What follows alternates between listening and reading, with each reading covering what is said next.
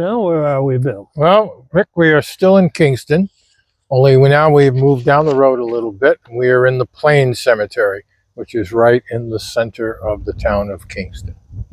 And we're here to see Josiah Bartlett, who lived from 1729 to 1795. And here's where he's buried. He's famous for a number of things here in New Hampshire, and I think throughout the country. He was the second signer of the Declaration of Independence after John Hancock, which I guess is a kind of a celebrity in itself. I would think so, yes. Because a lot of people remember him, believe it or not, from a TV series. Not that he was actually in it, but one of his descendants basically was in the West Wing TV show. Yeah. And essentially, Josiah gets mentioned a few times. Yeah, well, Martin Sheen. Martin Sheen yes, plays the the part of the president. Yes, Yep. named Bartlett. But he was like some of the other people we've covered that certainly had a lot to do with how New Hampshire is here today. Oddly enough, no, not oddly enough, really, because I think a lot of the players that later on became revolutionaries originally were involved with the British government. And in fact, Mr. Bartlett, or Dr. Bartlett, yes, I should Dr. say, Bartlett. and I'll get to that in a second, but he was the British Colony Provincial Assembly, and so played a part in the role of representing the British interests at that time. But later on, he was kicked out after his sympathies for the Revolutionary War became clear, and he was stripped of all of his duties relative to that job.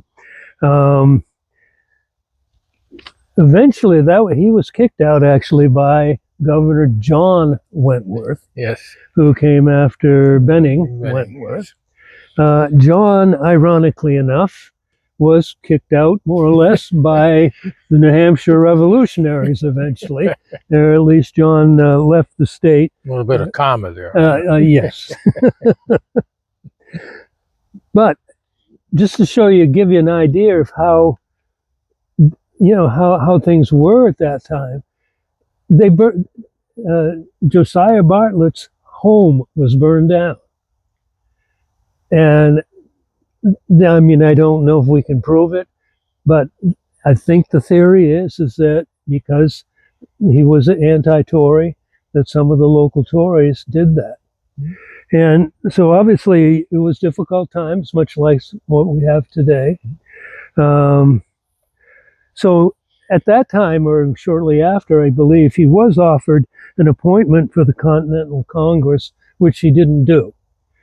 Mostly because he felt he had an obligation to be involved here with his family.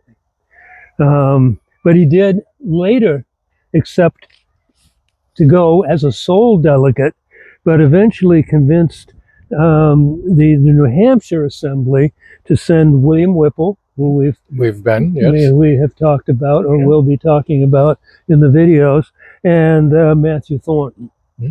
So all three of them ended up going.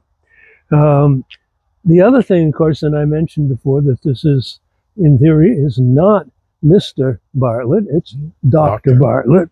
He was a physician. He was a physician with John Stark in Bennington. At the battle. Yep. So he was involved with that. He also returned to Philadelphia later on, and he cast the first vote for the Articles of Confederation. So he was involved. Yeah. He was a delegate to the New Hampshire Convention to adopt the United States Constitution. But later, and he was the president of the Medical Society in New Hampshire. And apparently he was rather an interesting doctor.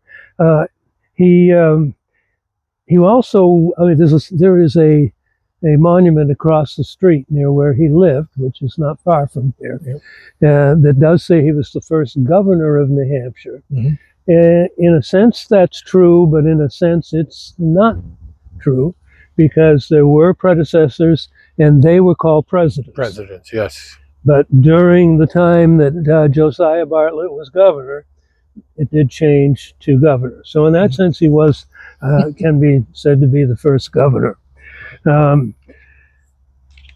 He had some interesting, apparently he had some interesting remedies for people with certain sicknesses at that point. I guess really at that time, for example, if you had a fever, the idea was to, to keep you as hot as possible, and put blankets around you and everything. And he basically treated the fever the other way. Cooled people down. Cooled people down.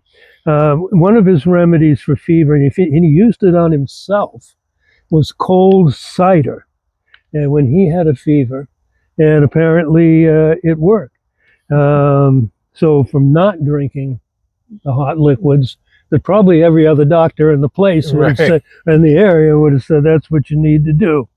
And he also had something that worked with a quinine extract that helped with diphtheria. But one of the things he was definitely known for was a guy that was always trying to learn more. Had a real thirst for knowledge, apparently. So obviously an interesting guy, involved with getting our country going, with getting New Hampshire going. Same time, continued to work as a physician, presumably in this area. Even apparently would try out some of his ideas on himself to prove that they worked. So Josiah. It says here that his wife is buried entombed here. Yep. And apparently we were just told that is not true. And right beside Rick is her tombstone. It's right here on the ground. Yeah. And I did take a shot of that. So when you see the video and you wonder why that that's his wife, Mary, yes. Mary Bartlett, yes. It's a little weird in a way to think about the fact that that stone is obviously in somewhat disrepair. Has been sitting there. I think the last time we were here, it was actually leaned up against the this stone structure. We were fortunate. We just met a woman and her husband who had just cleaned this. Cleaned Mary's tombstone as well. And it is nice and clean. It is. It's just absolutely beautiful. Yeah. Yes. So. And actually, this has been also cleaned up probably as much as you can, right, on his wife's stone. And another little note, since we live in the foothills of the White Mountains, the little town of Bartlett is named for Bartlett. I think that could be the only town named for a signer of the Declaration of Independence in the state of New Hampshire. My wife actually was at some kind of was in the Bartlett school when Martin Sheen came up. Well, I was with your wife, with my wife. Yes, we did go to a political rally there once.